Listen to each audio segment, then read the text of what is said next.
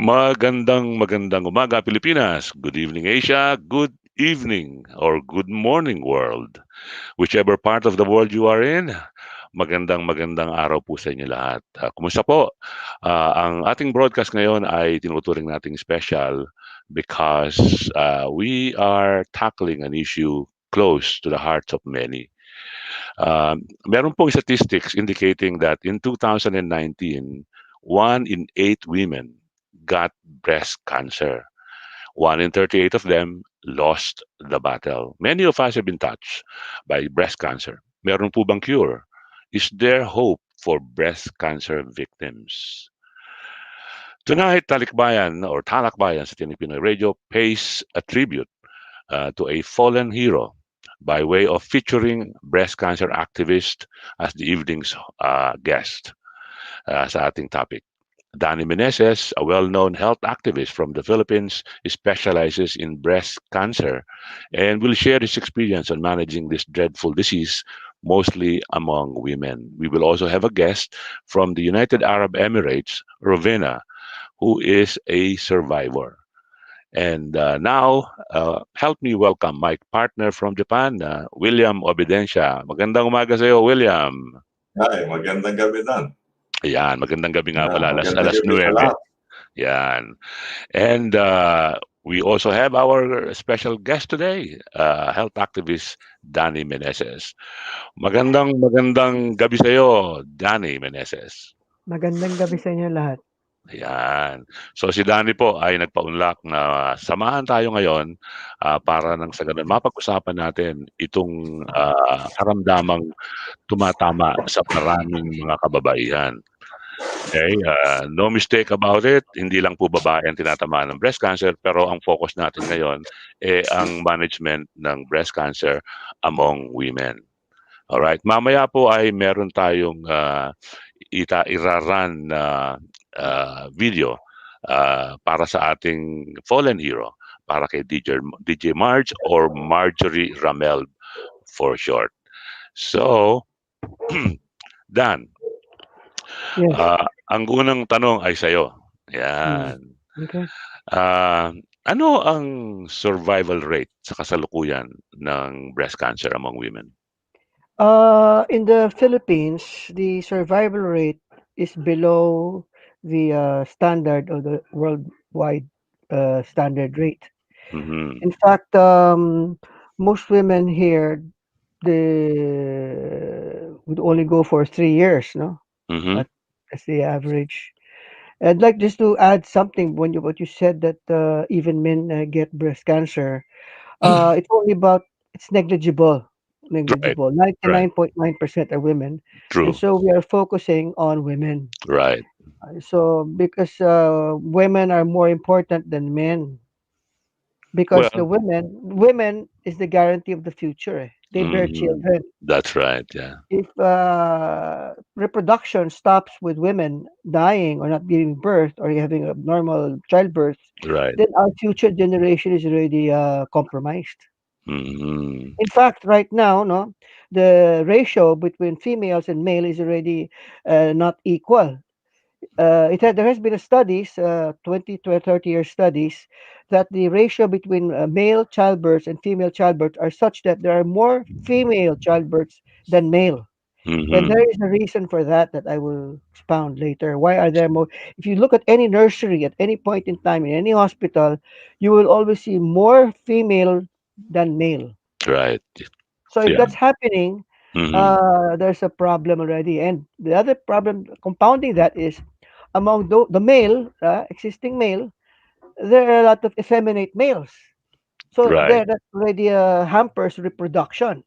Mhm. And Right. then the normal male species, there is the problem also of erectile dysfunction.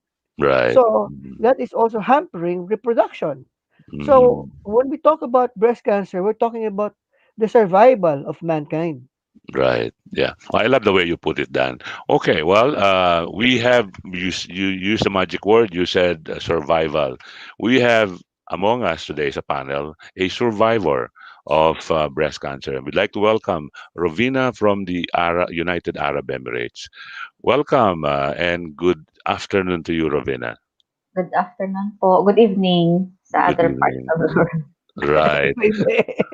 Rovina, we're glad that you joined us today dito sa TalakBayan Tinig Pinoy Radio para mag-share ng yung experience as one of the uh, survivors of this dreaded disease called breast cancer. Uh, when did you get afflicted of breast cancer? 2014 po po yan. 2014. So you are now a 6-year survivor of breast cancer. Yes po. Mhm. Then, Okay, so how has the quality of life been to you after you were diagnosed with the breast cancer? okay naman po. Bali, initially, it was like difficult kasi mag-a-adjust ka Mhm. physically because I had undergone mastectomy, radical mastectomy. Okay. So it was mostly adjustment po doon. So then later on, wala, okay na po na yung na-accept mo na yung ganong physical Mhm. ng Mhm. katawan na Yes. okay na, parang normal na rin po lahat. Balik I see. Marami yung mga natatakot na ma-detect. Kaya umiiwas yung iba sa mammogram. Lalo na pagka natuklasan na sila pala ay merong active breast cancer cell. Unang pumapasok sa isip ng mga kababaihan, including the spouses or the partners, yung mastectomy. Because mastectomy, para po sa kaalaman ng mga hindi masyadong familiar sa term na yan, yung pong surgically tinatanggal yung breast. Ano ha? Sabi nga ni Danny Meneses, hindi naman talaga kailangan yung breast kung tutusin mo. Particularly if we're talking of survival. Natatang twist ako pagdating sa mga words na maraming V at saka R. Kaya nahihirapan ako i-pronounce yung pangalan ni Rovina.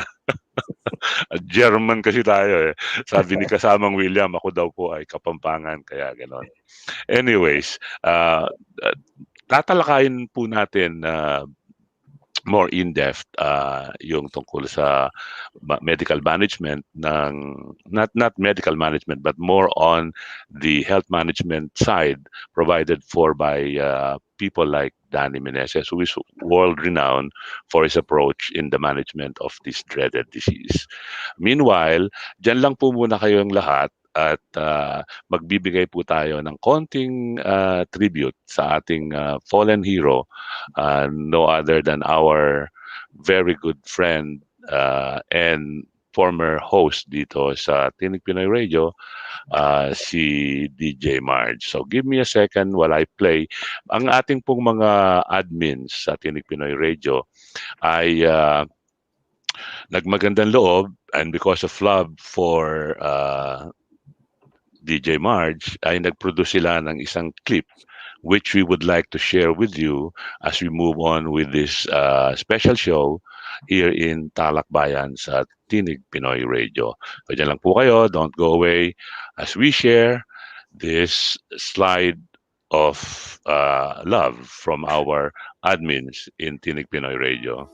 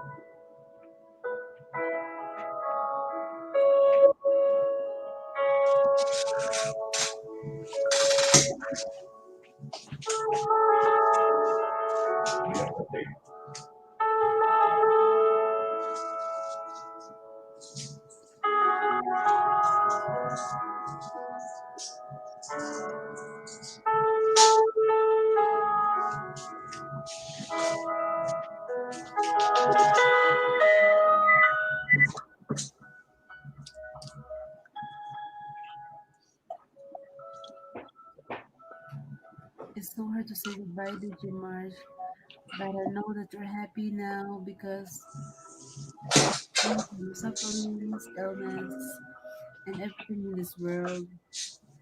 And I hope and I pray that you are in good hands with our Almighty Father in heaven. Thank you, DJ March, for sharing your lives with us. Seeing you in Facebook Live, creating so much uh, memorable moments, make me so glad that you are one of my friends. Thank you for bringing us joy and happiness. I admire you a lot. I idolize you so much in so many things. You're such a good person, brave, and a wonderful person I've ever known. Thank you, DJ March, for everything. And we will miss you and we love you so much. Rest in peace, Kabsa Digimards. Sana saan ka man ngayon naroroon, sana masaya ka na ngayong kapiling ni God. Wala ka nang mararamdamang sakit, makakapagpahinga ka na ng mabuti. Those we love remain with us, for love itself lives on, and cherished memory never fade because a loved one's gone. Those we love can never be more than through a fight, for as long as their memories, they always live in our heart. From your Katinig family, may rest in peace, Katinig Margie. Rest in peace, DJ Marge, as in Pugi. I will miss you. Mamimiss ko yung mga live mo, yung mga pagluto mo. Tulad ng sabi mo noon sa akin, kaya ka gumagawa ng maraming videos na masasaya dahil gusto mo yun na maalala ng mga tao pag nawala ka na. Kaya nga noon, pinagalit ang lupa. Sabi ko sa'yo, ba't ka mawawala? Hindi ka mawawala.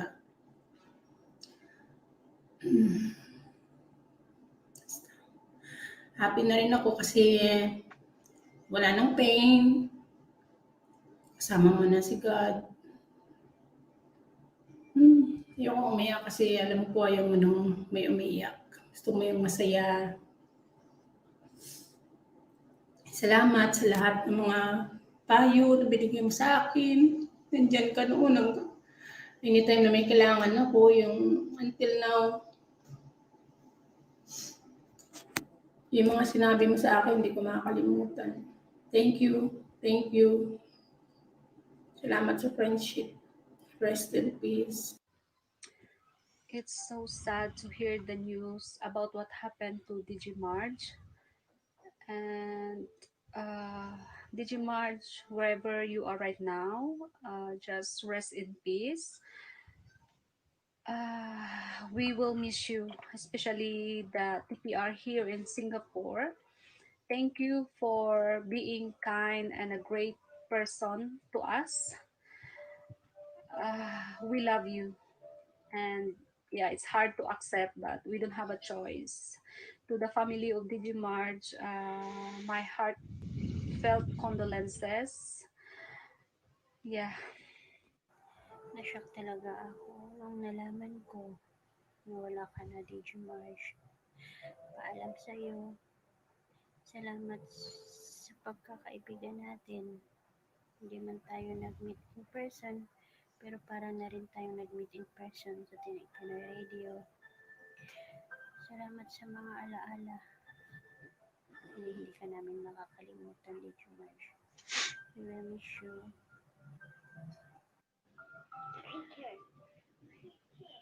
Ah, Deja Marge, ang hirap paniwalaan at hindi talaga ako makapaniwala sa nangyari kasi alam ko magaling ka na at ang lakas-lakas mo.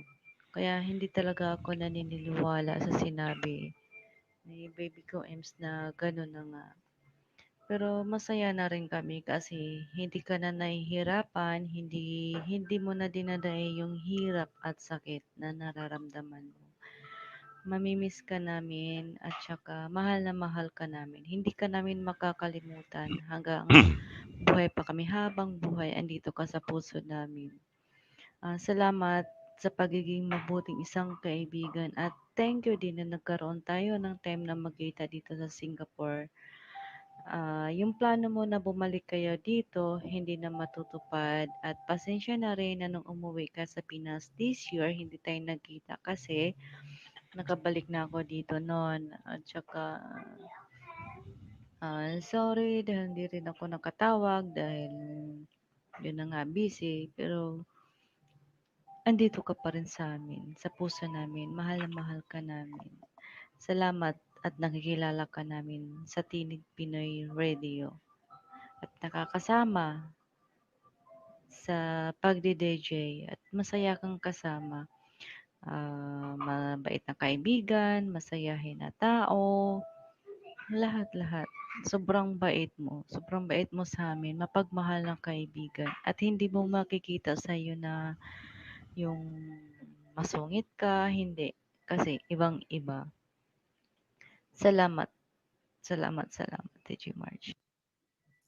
DJ Marge, my friend, bro sa tawagan natin. Kakalungkot man. At least, no more pain, no more tears. May oras ng pes. Namimiss kita.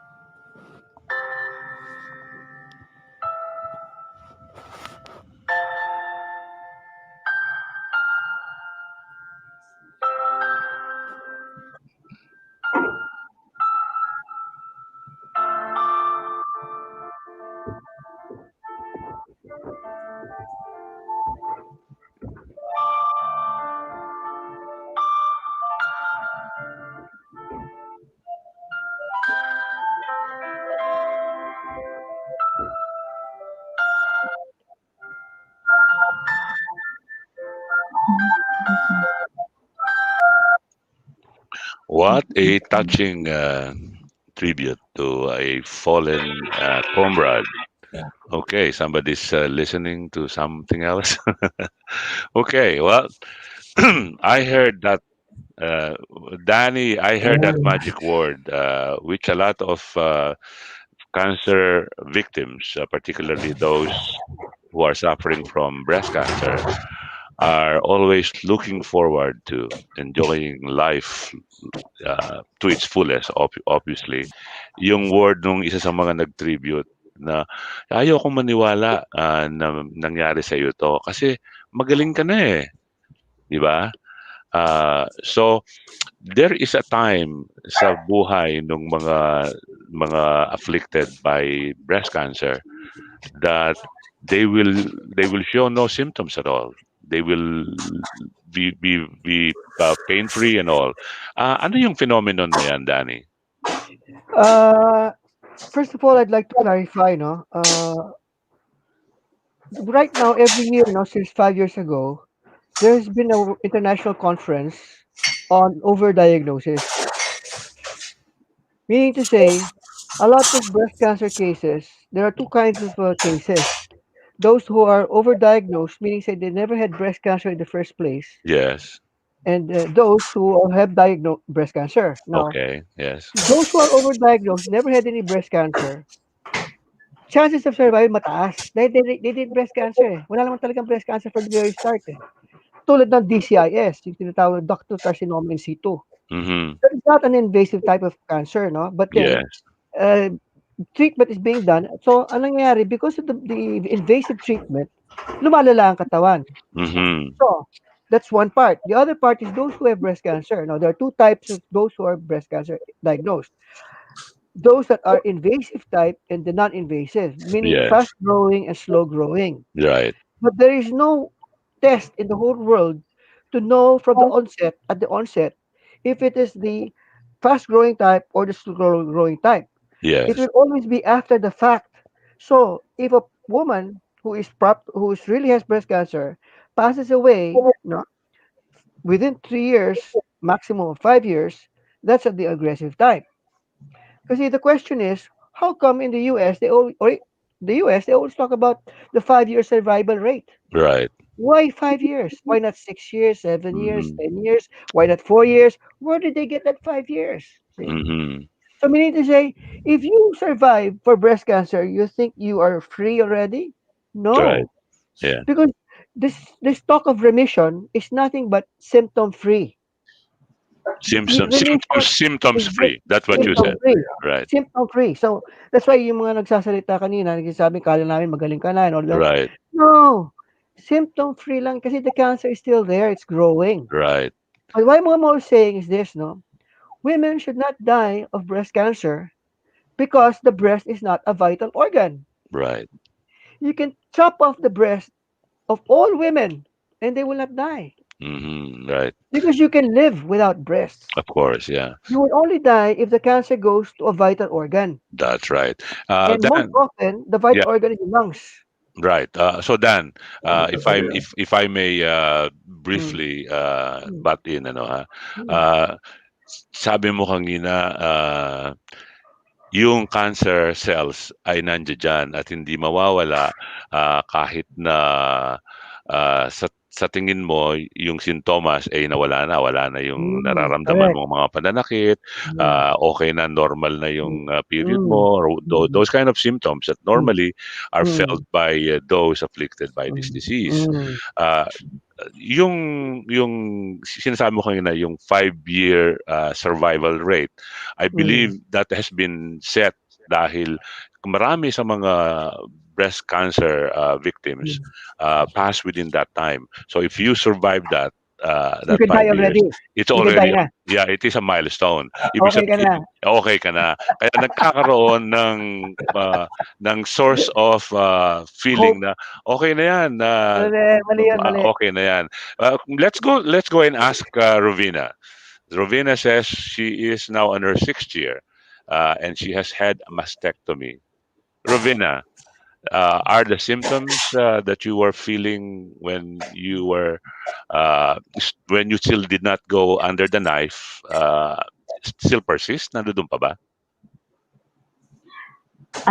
Kasi po yung sa akin, ah, ano yan, may pain ako with, hindi ko po pinapansin Mhm. until yun pong parang may lumabas po na blood mismo sa breast ko, dun na po, umpisa lahat-lahat. Okay. So, So, hindi mo na bantayan. ngayon, moving forward, ngayon,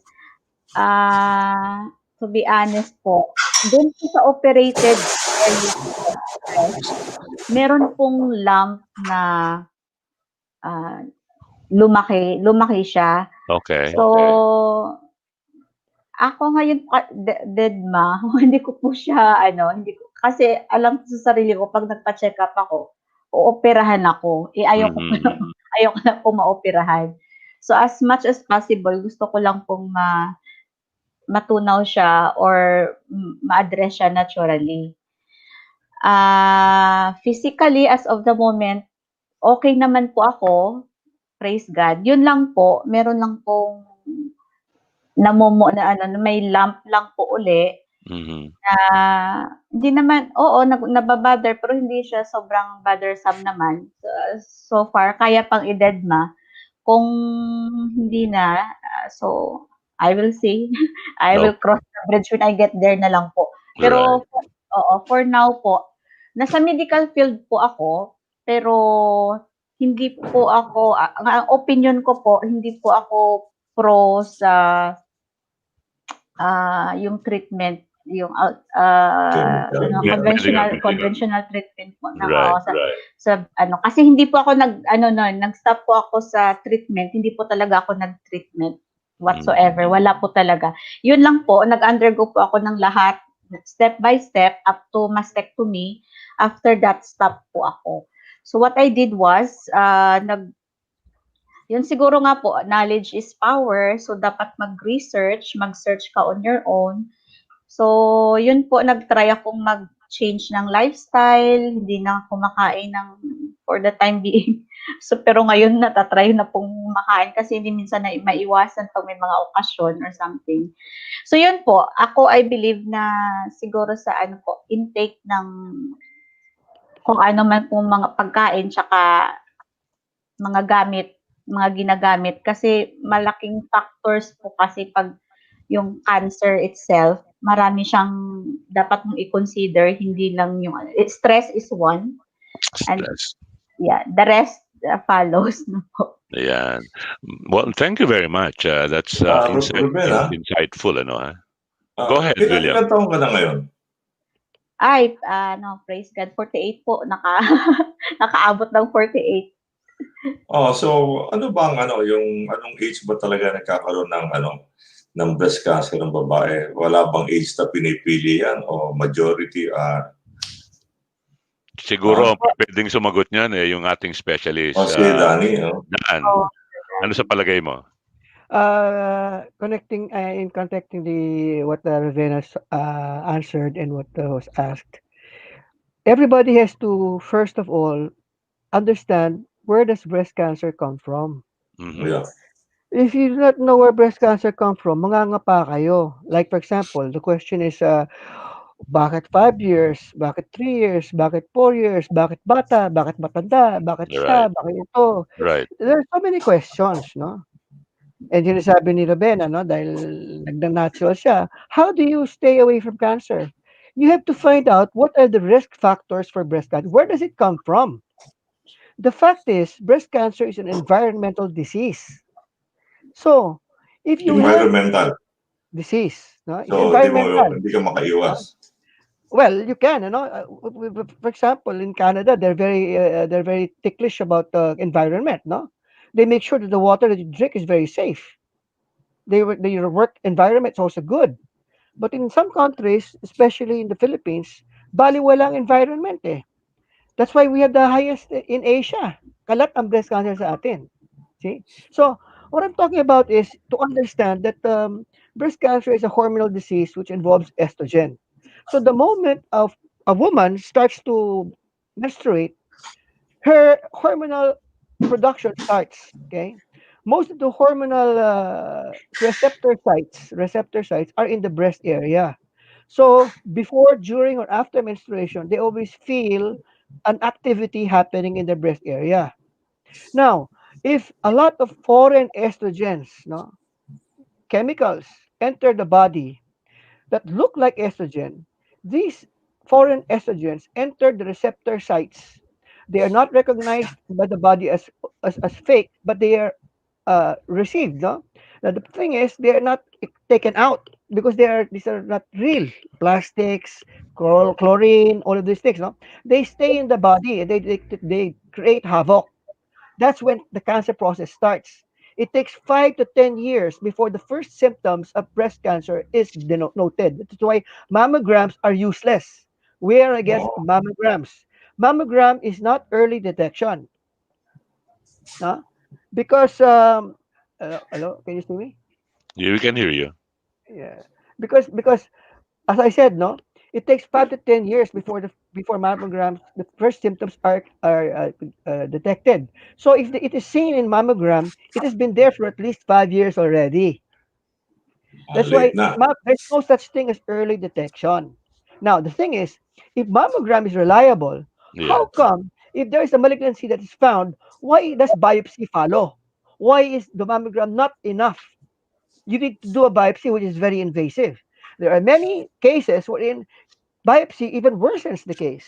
So that the things that they Dan, look, can I stop you right there, Dan? Mm. Medyo controversial yung mga binitiwan mong It is. mga It is. salita na yan, ano ha? Canada came out with a 20-year study. Canada, Right. 20-year Yeah. study against mammography. Mm-hmm. It is Okay. documented. It's Okay. Good. known all over Canada. Okay. It's good that we are getting this information from you, Dan, and I think this would benefit a lot of people. If you don't mind, we will ask you to send us the referred material so we can in turn share it to those who are tuned in and listening right now. There is a medical person among us. She's not a doctor, but she is a nurse, and at the same time, a nurse and at the same time a victim of breast cancer. Ano sa palagay mo? Did you go under mammogram, Rovina? Lahat po pinagdaanan ko. Okay. And nung yung mammogram para sa kaalaman ng mga hindi masyadong naiintindihan yung mga terms na to, yun po yung diagnostic procedure para nang sa ganon ay makatulong at makita kung ano yung kalagayan ng ating katawan. In this case, particularly yung breast. Kaya po mammogram kasi mammary is breast, ano ha? So kaya po yan na-check. So nagpunta ka doon for mammogram. But before that, there were symptoms, right? You were feeling your breast and there are lumps, correct? Wala po, wala pong gano'n, sir. Wala. Bale, Why did you go for mammogram? doon na po, sir, because may blood na pong lumabas. Oh, so another symptoms yung lumabas, may blood. There are people who are saying na meron daw pus kung minsan lumalabas doon sa Malala na lip, yun. sa Malala na yun. yun, malala na yung ganon. So Oo. pagka ganon, wala na, yung mammogram will be useless. Parang confirmatory na lang yung mammogram. No need to confirm kung marunong yung doktor. Right. So, ang susunod nilang ginagawa para masigurado nila, nagkakaroon ng konting incision, yung tinatawag na biopsy. Tama ba yun, Rovina? Oo, nag-undergo po ako ng yung Core needle. core needle biopsy after noon. Right, yeah. Lahat pinagdaanan ko. Kasi, sir, ang initial mo, kahit nasa medical ka nga, nagpapanik. Right. Of Kasi, course. oo, kasi ano ba to, ganyan-ganyan. Right. Ka na ba lahat? So, parang hindi ka nag-iisip ng malalim, hindi ka na wala kang time na mag-research or... Right. So, ngayon po yun yung ina-advise ko pag meron sa akin na may nararamdaman silang ganito or na-diagnose silang ganon. Yes. Sabi ko, calm down, huwag mag-panic, ganon. Sabi ko, mag-pray, yun nga, para i-discern mo ano yung i-lead ka ng Diyos kung ano yung treatment, anong maganda para sa'yo. Kasi, yun yung ginawa ko talaga. Kasi, na po ako sa magki-chemo po ako. Mm-hmm. Yun na, nagpipray pa din po ako. Kasi, financially, hindi ko kaya talaga. Kasi, mahal. Plus pa yung radiation and everything. Right. So doon, ang timing talaga ng Panginoon din ay perfect. Ganun, bago pa ako nag-umpisa, ay umuwi pa akong Pilipinas para kay Sir Danny nga po, detox, ganun. I see. Okay, maraming salamat. Thank you for sharing that. Ngayon, surprise lang ako, si Rovina, nurse siya. Meron siyang karanasan, pinag-aralan niya yan about anatomy, about diseases. Right. So, hindi niya alam na nagkaroon na siya ng meron na siyang breast cancer dahil wala siyang napapa. Usually, ang sinasabi kasi nung pag didinig natin iba, dapat kapain mo yung suso mo para makita mo kung meron kang buko. Right. Isa kaya sa kanya unique dahil nurse siya, hindi niya alam na meron siya, anak niya may pain, pero hindi pa siya nagpa-check up. Nagpa-check up lang siya nung may dugo na. Right. Parang kung ikaw mismo na nurse, hindi mo na lalo na siguro yung ibang walang kaalaman. Right. Diba? Of course. Parang pag ma-diagnose too late na. Allow me to clarify that point, no? It is normal for all women to have lumps. It's normal. Normal? Normal, yes. 80% of lumps are normal. 80%. Right. Okay? They could be fat. It's only 20% which is not normal. Right. And of those 20%, not all are malignant. Right. Because the breast is especially in the ductal area, there are lumpy breasts, and there's what you call fibroadenoma also. Agreed. There are so many like muscles in our body. These are not any risk to life. Now that's why once there was a woman who came to me with her daughter. Her daughter was only 17 or 16 years old, and then the mother was so worried because the child kept having lumps. And when she showed it to me, she had a lot of it cuts, no? Because every time may bukol yung bata, pinapatanggal sa doktor. Kawawan mo yung bata, pala mo galing sa preso ng dami ng hiwa. Kaya nga, hindi dapat mangyari yun na porket may bukol, tanggal ka agad. No. Right. It Pero is Dan, diyan pumapasok yung need for a biopsy. Kasi, no, that's invasive. That's no? invasive. Yeah, no, no. I have Okay. another way, and I've helped a lot of women. Uh, Tomorrow, this Monday, I have every time I have women coming to me, no, who have mhm. avoided a lot of things, no, because I do thermal imaging. But tinanong ko yon Dan kasi Uh, ganito. I Bakit do thermal imaging. bakit tatanggalin? Bakit isa-surgical procedure yung bata na merong lumps? Uh, dahil what? I mean, the only reason you are removing those is because they are malignant, di ba? No, paranoid nga eh. Maski na konting bukol, as I said, But that's what 80%. that's what I'm saying. Bakit Wait, mo fine. tatanggalin? Bakit Yes, mo tatanggalin other than making money out of it? Bakit mo right. tatanggalin kung hindi naman malignant? Yes, how would they Yun know? ang tanong ko. Kaya And nga, that's what, hindi ba doon pumapasok yung need for biopsy? These but questions the are being raised by me because I don't know anything, right? biopsy nga is invasive eh. You're We cutting know. something, Yeah, we yeah, know. you're cutting something without knowing what it is.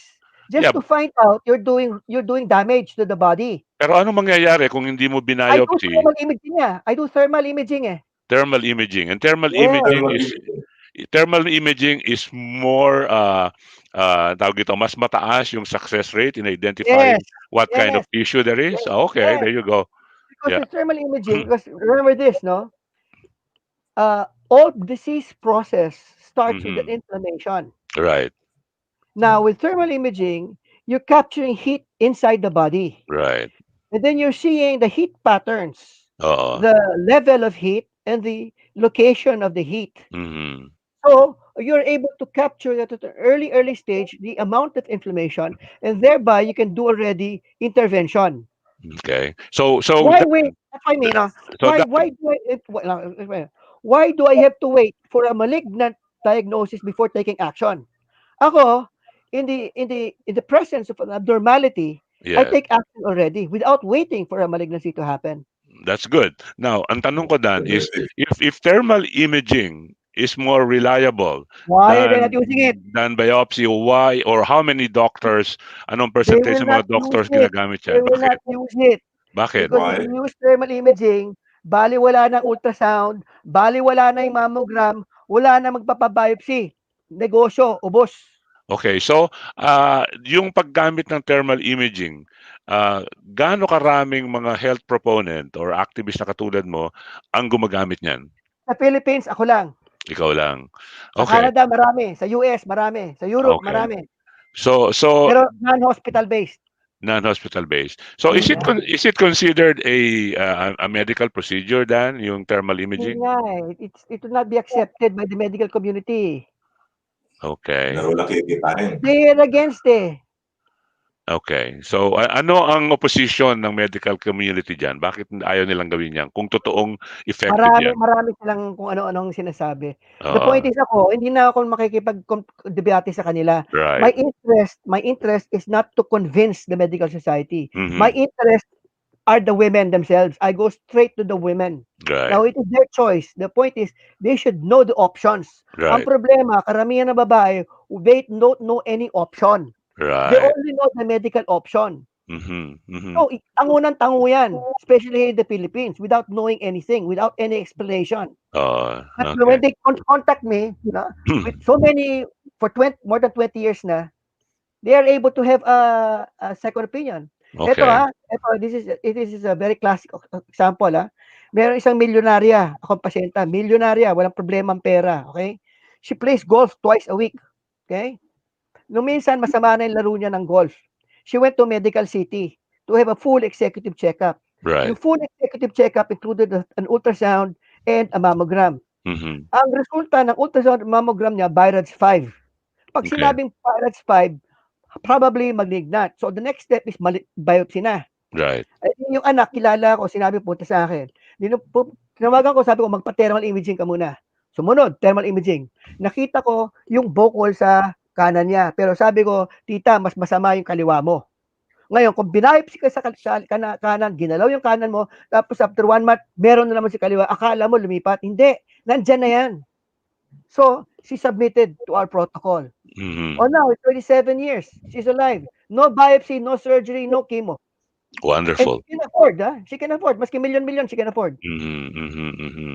Wow, Oh. thank you, Dan. So Tanong my point is, if you don't know your options, right, you are hogtied. yeah, Kasi you're mm, under duress eh. You're right. under duress.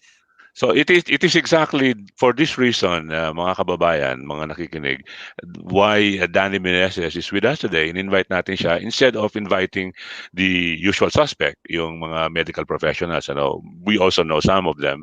They will, Meron they din tayo. will have conflict. That's Kasi why po, good kasi po people don't talk. iba yung magiging point of view nila. Correct. Ang gusto kong tanungin ngayon ay si Rovina. Rovina, hearing what Danny Meneses is saying about thermal imaging being more reliable than the usual procedures of mammogram and then biopsy, do you repent that you went through the other medical processes instead of going straight to Mr. Meneses? Hindi niya kilala.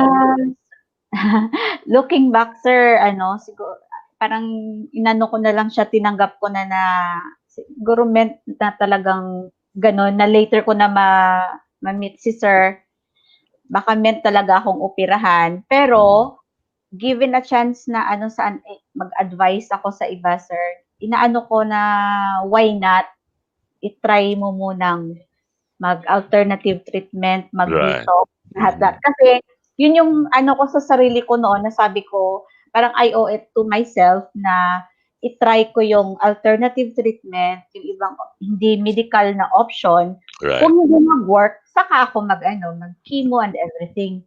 So, yun po yung naging desisyon ko sa sarili ko. I see. Wonderful.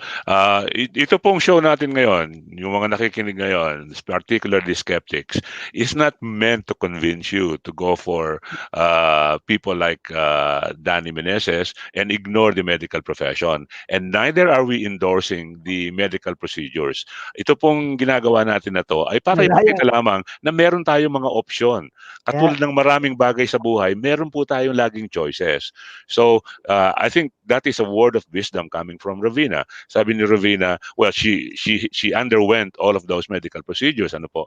But she's saying that siguro bago natin before jumping into the fire, for example, I'm using here maybe not the right parallel. Tignan muna natin, ano po ba yung option na available sa atin? Meron pong mga non-medical procedures, non-invasive procedures. Parang walang iniwan yan sa mga tao na yung mga naturalist, di ba? Yung mga herbalist. They are successful. Mataas yung success rate ng iba. Of course, the big pharma is saying, no, no, no, no. That is not the most viable way of treating your disease. You should take the medication prescribed by doctors. Maybe they're right. But who knows? In the end, dapat po ang nagdidesisyon ng ganyang bagay, particularly because it involves your body, kayo, yung pasyente, the person who is suffering from some symptoms that needs to be looked into. And the options are not limited to mammogram. Yun po ang sinasabi ni Danny Meneses. Meron po kayong ibang option. Yan. Um, Ngayon ko lang narinig yung thermal imaging. So, kasi, hindi pala ginagamit sa mga ospital yan. wala. Actually, gusto ko magdagdag, no? This is a fact. Cancer has no cure until now in the whole world. Mhm. No matter how much money you have, Germany, US, China, cancer has no cure. So, remission is not a cure. It's not No, cured. it's not. Symptom free ka lang doon. Symptomatic. Symptom free ka lang. Kaya Yeah. nga may Kailangan maliwanag recurrence kasi, Kaya nga may recurrence eh. Right. kaya kasi sinasabi ng iba, Wala. you're in remission. Congratulations, Mali, you are mali cured. yun. Mali yun. Mali yun. Mali yun. Mali yun. Recurrence lang yun. Symptom free. Yeah, Waiting for symptom free lang yan. recurrence to happen. Right. Ngayon, ang gusto ko kasi punto de vista ng PBCN, no? And my organizations that I'm connected with in Montreal, in Ottawa, in Vancouver, in the whole Right. Canada, the whole US, no? Yes. We are after prevention, eradication. Mhm. Meaning to say, if there is no cure for cancer, for breast cancer, then let us stop it from happening. Right. Why are so many women getting breast cancer in the first place? Kaya, Mhm. So So we that must is the next question. Why? concentrate on the environment because there are Right. so many fake estrogens from the Yes. chemicals in our food, in our water, and in the air. And all these Oh, chemical estrogens are entering woman's body and creating havoc. Like, for example, when I was in the Senate about 4 years ago, I was invited to the Philippine Senate. I made a position paper. What do I propose? Because the Senate, they were proposing, even in Congress, they were proposing that they would purchase mammograms and put it in every municipality. Okay. Although I know it's stupid, I was telling them, okay, sabihin natin may mga mammogram bawat munisipyo. You have the money to do that. May sin tax kayo. What will you do with so many diagnosed patients? When you have so many thousand diagnosed, what's the next step? wala namang cure. Wala, di ba? Na, if Oh. they cannot even handle it.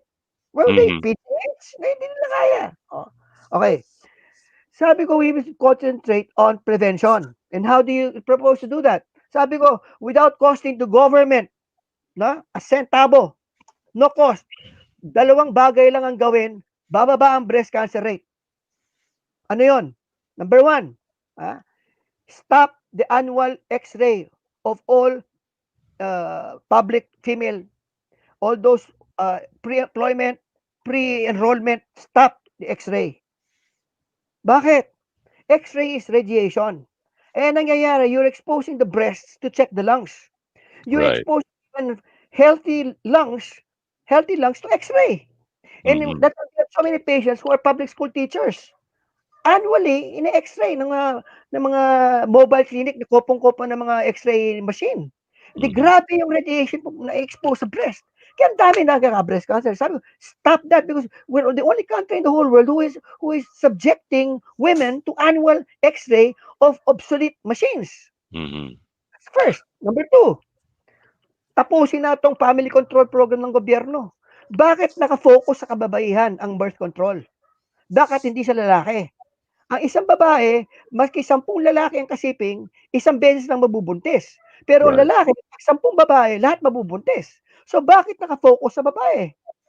Ang Mhm. pills, ang Es injectable, tsaka yung estrogen tsaka yung implant, implants, yes. nasisira yung hormonal Balance. balance Yeah, ng babae. right. Kaya ang dami kung ano-anong cancer nangyayari sa kababaihan. So yung Mhm. mga pills delikado palang gamitin. Of course. After 4 or 5 years, makikita mo, may nangyayari. Like, ang dami lahat ng mga pasyente na pumupunta sa amin, tinitingnan ko yung background eh. Ano yung possibility? Katulad si Rovena, mataas ang breast cancer among nurses. Worldwide yan. Occupational risk factor for breast cancer ang nurses. Bakit? Yung hospital setting, toxic na eh. Okay? Yung lack of sleep, artificial light, yung chlorine, yung chemicals all over the hospital, they are the ones Ay, who are yung mga exposed. antiseptic. Yung cleaning material, yung paglinis Yun ng ang, ang Yeah. doktor, pumupunta lang doon once in a while. Pero yung nurse, yung nurse, 12 maghapon hours, nandun. 24 hours exposed. Mhm. Kasi Wow. yung nila bumababa. Ano? So Do kaya did ang daming nurses na may breast cancer. That is in the book, occupational risk factor for breast cancer are nurses. Aha, yeah. Wow. Interesting. Napakagandang mga information itong mga naririnig natin na 'to, ano, I mean, uh, until recently, I have not been aware of such things, and we're happy that information such as this are being, provided for by people of authorities like Danny Meneses. All Those my are interesting. all my colleagues Sandali and lang po friends. natin puputulin ang ating talakayan dito para i-acknowledge naman yung mga nag-comment sa ating comment box. We'd like to say hello to Tita Vance Pulpulaan of Singapore. Good morning sa iyo. Si Malu Ubina po is from Caloocan City. Magandang umaga po or magandang gabi sa iyo, Malu Ubina. Priceless Angel, puro mga faces. Good evening daw, good morning. Napakagandang talakayan para sa kaalaman na lahat. She's watching from Calamba City, Laguna. That's Elisa Relon. Si Luningning Montelibano po, good evening din sa iyo, Luningning, from Maguindanao in Mindanao. Rest in peace, DJ Marge, and let perpetual light shine upon you. Sabi po ni Maria Teresa Maganaka, who is also from Mindanao. Sabel Kulot Billones, sabi niya po, good evening daw po sa lahat. Si Mark Ferrer Soyrab, good evening din sa iyo, Mark Ferrer Soyrab. Sweetie Jean, good evening din sa iyo. and Maridel Gay Salingay. Good evening at very informative daw ang ating session. Please keep those comments coming and we'll read them and even post them on the screen as we move on. And doon po sa mga nanonood sa kasalukuyan, please share this broadcast para mas marami-rami po sa ating mga kababayan, lalo na po yung mga kababaihan ang makarinig nito at makaalam nung information na pinoprovide ng ating health activist, Danny Meneses, and also from the very personal experience of a breast cancer victim, si Rovina from the United Arab Emirates. Rovina, I hate to put you on the hot seat. Okay, but let me ask you this question. You solicited the assistance and expertise of Mr. Danny Meneses because you thought that there should be options to consider, despite the fact that you are a medical person yourself. Okay, tell us, what drove you to do that? Alam ko sinabi mo na kanina yung reason, but I want to hear the reason again.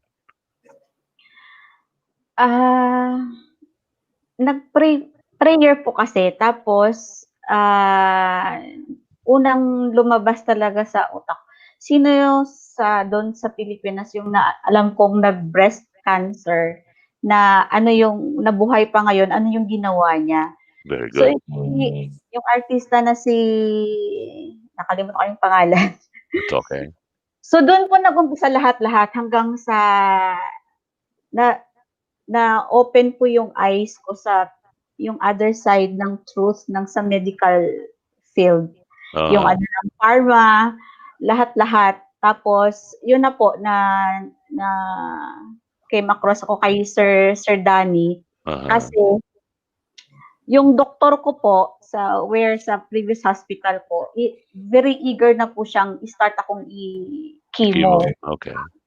Kaya nagdali-dali po akong umuwi kasi sabi niya, kahit siya na daw lang yung magturok sa akin, kahit hindi license siya, saka yung hospital namin, na magbigay ng chemotherapy.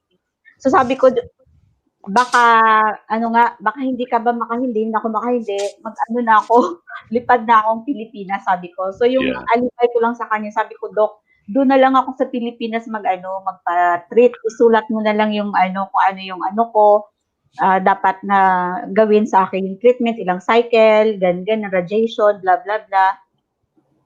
So, yun po yun. Umuwi po ako, tapos nagpa-schedule ako kay Sir ng detoxification po sa Manila.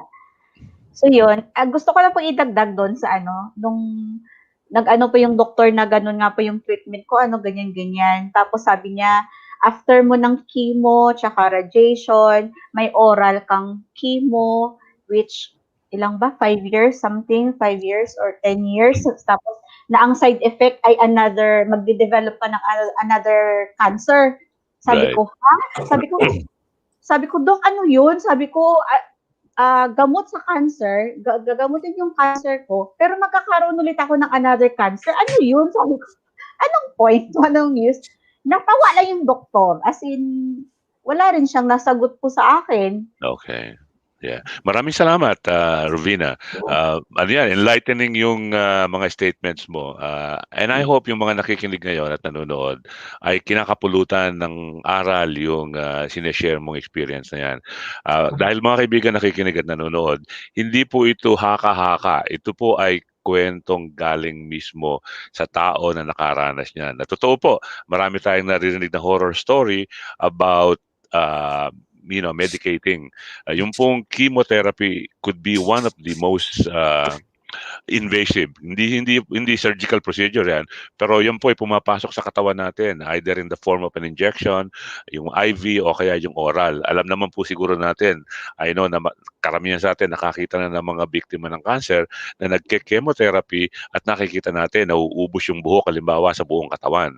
At hindi lang yan po ang manifestation yan. Marami pong masamang mga nararamdaman.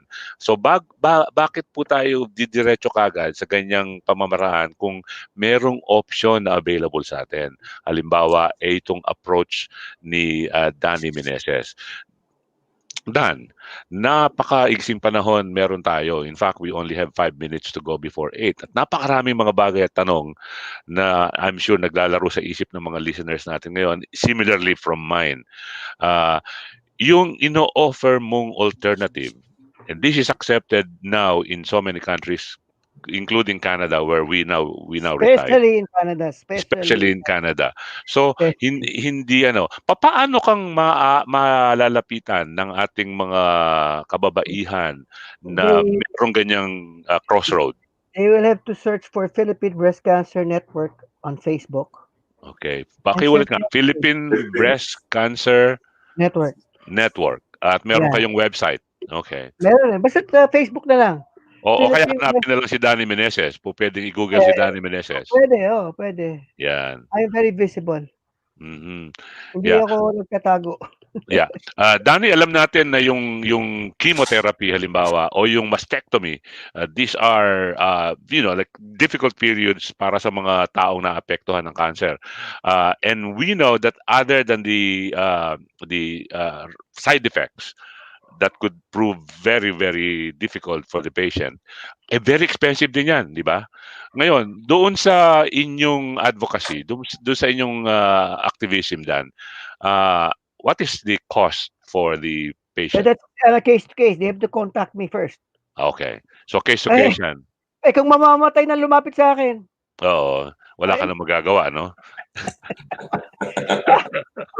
wala, hindi pa pwedeng, hindi Ah, pare-pareho. Depende sa pasyente, no? Oo. Pero Dan, masasabi ko, no, maraming nakatipid ng milyon dahil sa Right. akin. Yeah. Daddy, Iwas. bago, sabi mo kasi kung mamatay na, kung lumapit sa'yo, wala ka na magagawa. Hindi, may What, gagawin what, pa rin ako. what Tutulungan ko if, siyang mamatay ng maayos. Right. ang idea ko, what if, ituro mo na ngayon doon sa mga kababaihan, kung ano yung process ng detoxification para Just, at least may preventive na. just go to the internet because the best way to prevent is stay away from carcinogenic food. Right. Yeah. Oh, Okay? para sa Internet, kaalaman ng yun nga, karamihan, ng lahat na canned nakikinig, goods. si Canned goods, Danny, processed food, no? Right. All of Right. this, junk food, fast food. Right. at kaming tatlo, mga drug pushers kami para sa kaalaman ni Rubena. Yeah. I think it is more important than William. Para lang malaman, yung binebenta namin gamot doon, ngayon lang namin nalaman na meron palang masamang side effect. No, Si Danny is one of the victims. William, I'm not gonna go there. Okay. Hindi, yung produkto ko, oo. Yeah, we're not in this. Produkto mo, di ba? We are not in this show to bring big pharma down. Okay, that is unethical on our part. We will not go there. Okay. Ang pinag-uusapan natin dito, alternative options. No. Yeah. Prevention. Prevention. Prevention nga, Prevention. Because no amount of cure or natural whatever will Right. replace prevention. Of course, yeah. Diba? But I prevention don't is want easier women to said get than breast done. cancer. No, that's why nga, that's our advocacy. To Yeah. pinpoint, no, activities, exposures which expose women to breast cancer without them knowing. Right. That's why Yeah. in Canada, for a fact, I know of a lot of companies who were not allowed, who were not given permission to operate in Canada because they would destroy the environment and produce carcinogens in the environment, which would go to the people. Right. Yeah. Canada is for prevention. They don't want sick people. That's why there are a lot of colleges on natural medicine Right. in Canada. Right. Kasi po pagka ang population is sickly, it becomes a Yeah. burden to all Correct. taxpayers. Kasi kailangan gagamutin mo yan. And since Hindi, you'll treat them, not income, gagamitin. You'll treat them. You'll have to kaya treat nga. them. No. What I'm saying is that pagka nagkasakit ang population, ang unang mangyayari dyan, they will go to the doctor and doctors will prescribe medication. They will be put on operations and all that. And it is a burden to the medical facilities. Cost. And eventually, burden yan sa government and therefore sa taxpayers. So, Yep.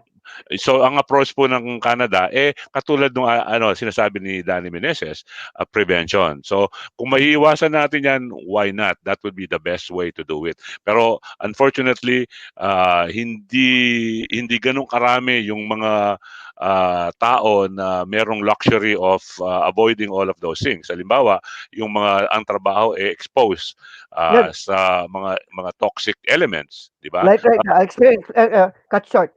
In Yeah. California right now, they were able to, my colleagues in California were able to pass the safety cosmetic law.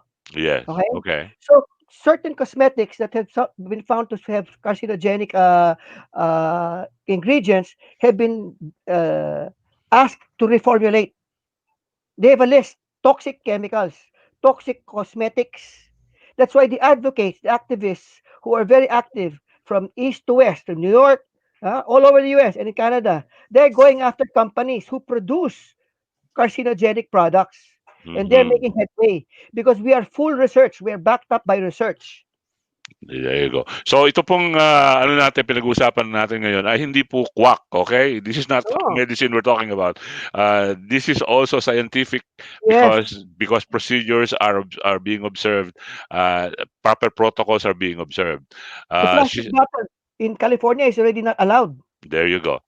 Yeah, marami ng mga ganyang mga move ang mga governments because thanks to the advocates of such measures na katulad ni Danny Meneses. And we know for a fact that halimbawa isang biktima ng cancer, si Rovina na bisita natin ngayon, ay nagkaroon ng pagkakataon na baguhin yung kalakaran.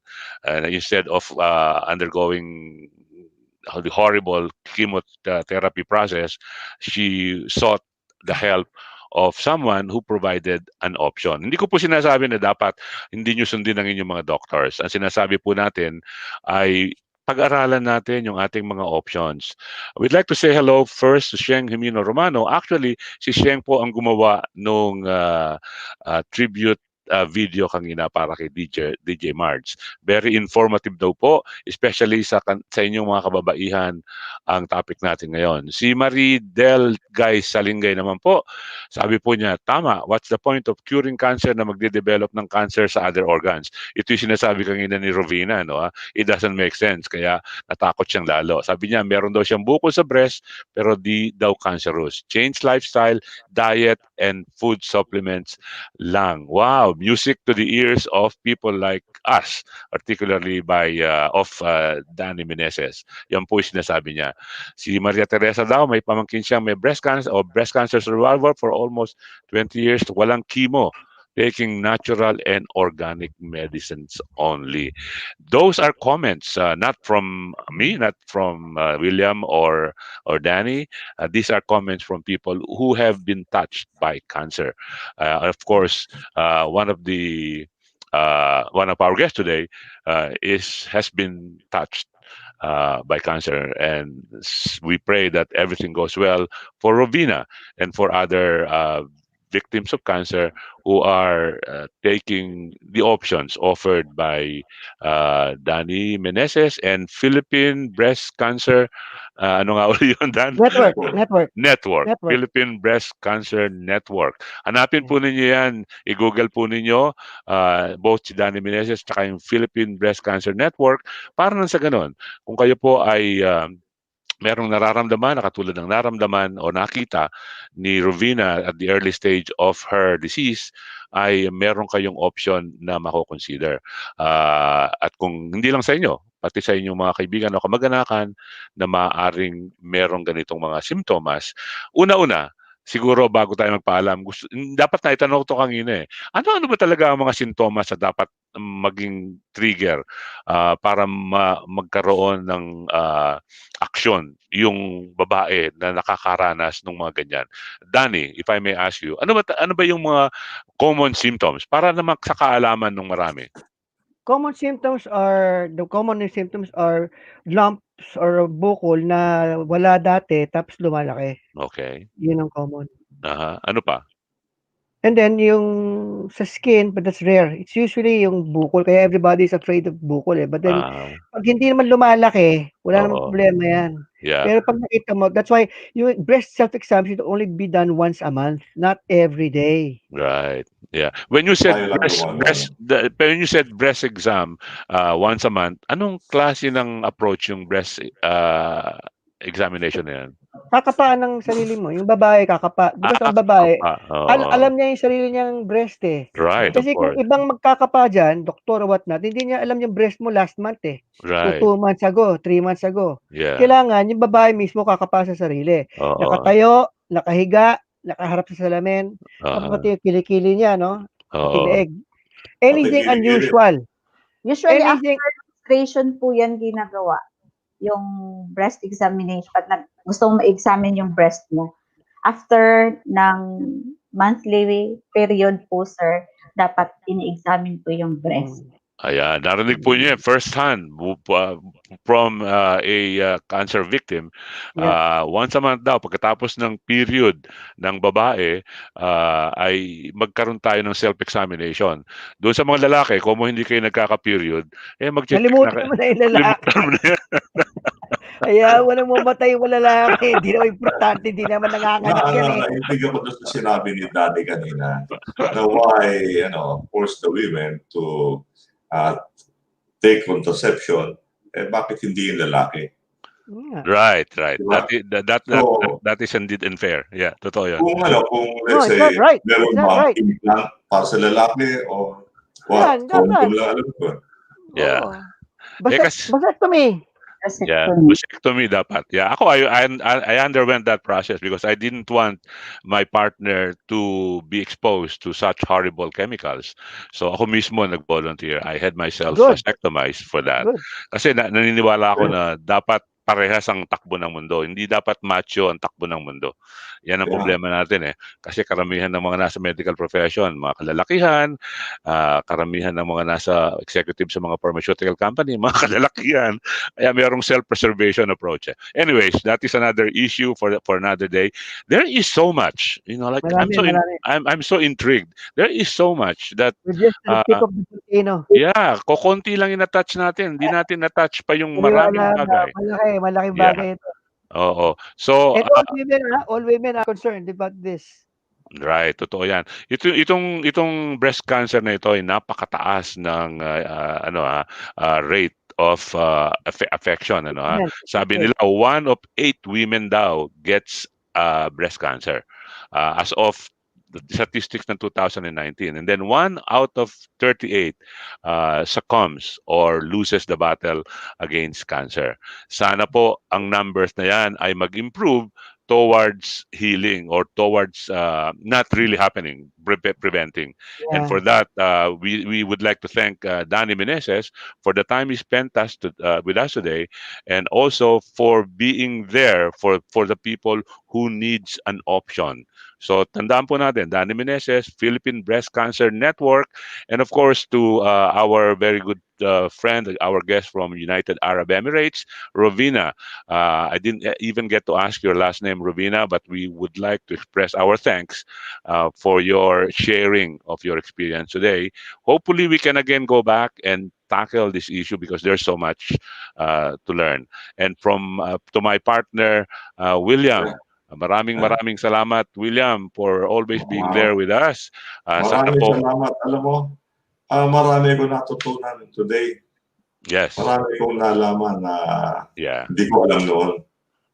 So, kung magkakaroon ulit, pwede naman natin, pwede natin ituloy. Mag-iimbita naman ako. Mag-iimbita ako ng Pilipina na nasa US.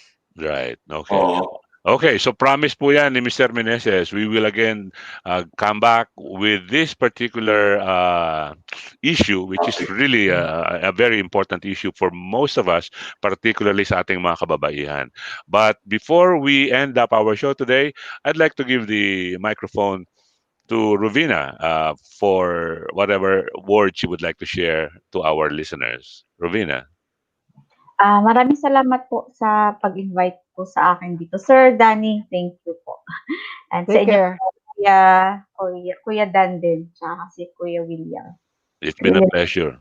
Thank you po for sharing Ah, your time. ano po i-share ay ano sa mga kung sino man po ang na-diagnose or may nararamdaman, una po siguro sa akin prayer.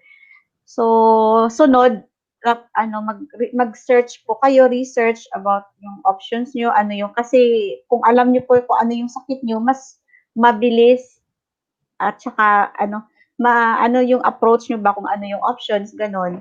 Kung alam Mm. niyo kung saan galing paano kayo nakakuha ng breast cancer. So, yun po. Yan. Para hindi Okay. mag-panic, para Para wag mag-panic. Yan. oo, para hindi wrong yung magiging decisions later. Right. Okay. Maraming salamat again, Rovina. And Nice from po. our specialist, Danny Meneses. I'd rather not do not call me a specialist. I might be misconstrued to be a doctor. Okay. Activist na Okay. lang. I'm a breast cancer activist. In fact, Activist. in the world community of breast cancer activists, I'm considered an honorary woman because Oh, every okay. time I'm invited to international conferences, I have my own room Okay. because Yeah. they're all women. I don't care.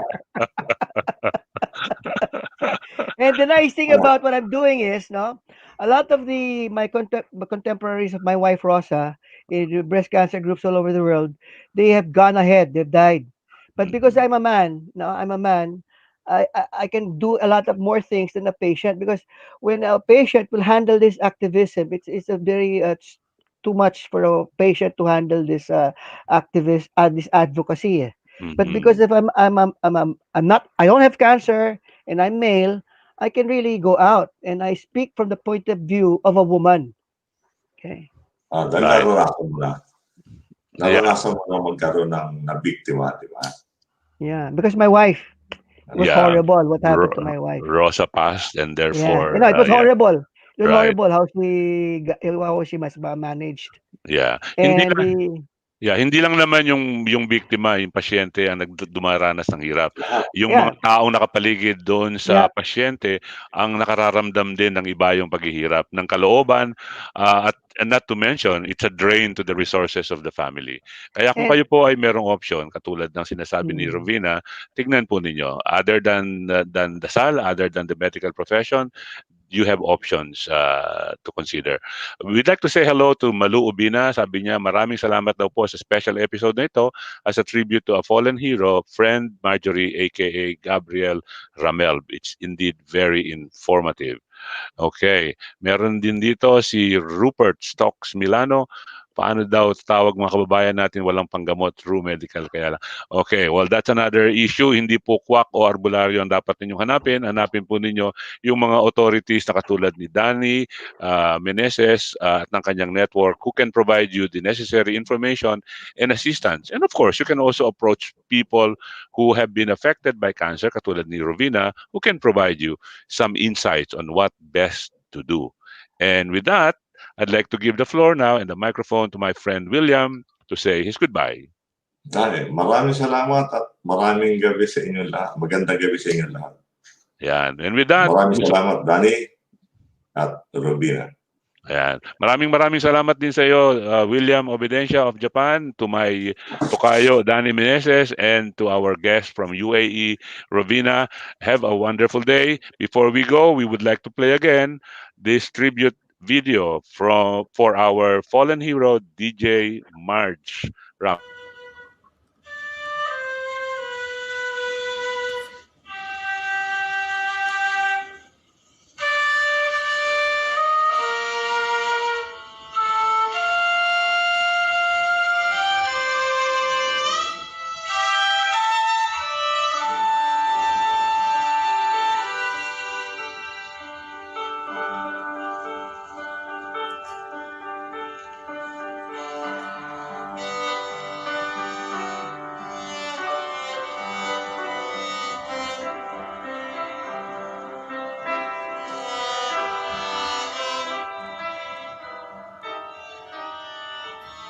It's so hard to say goodbye, DJ Marge, but I know that you're happy now because you are free from sufferings, illness, and everything in this world.